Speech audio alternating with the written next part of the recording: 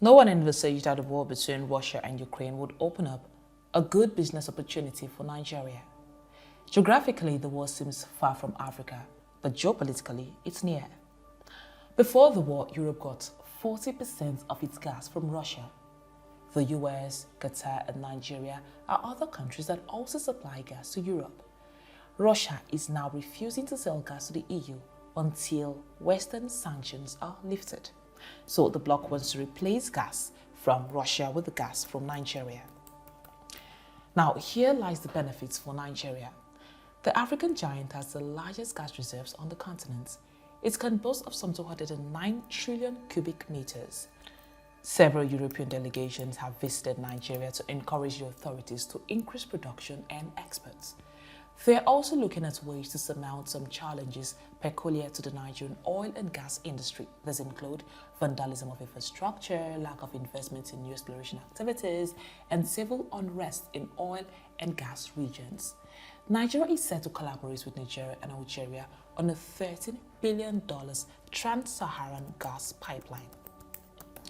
This will increase exports to about 30 billion cubic meters of natural gas a year to European markets.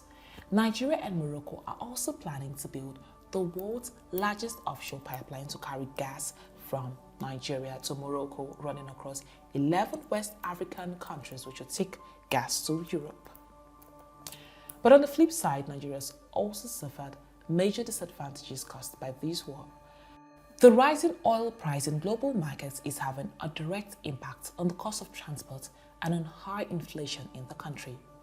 Russia is Nigeria's sixth largest trade partner in terms of imports, from oil and gas to agricultural products to potash, a primary ingredient for fertilizer. Both Russia and Ukraine are among the world's biggest grain exporters, and with the war, grains have been unable to get to markets around the world, thus driving a surge in global prices for cereals.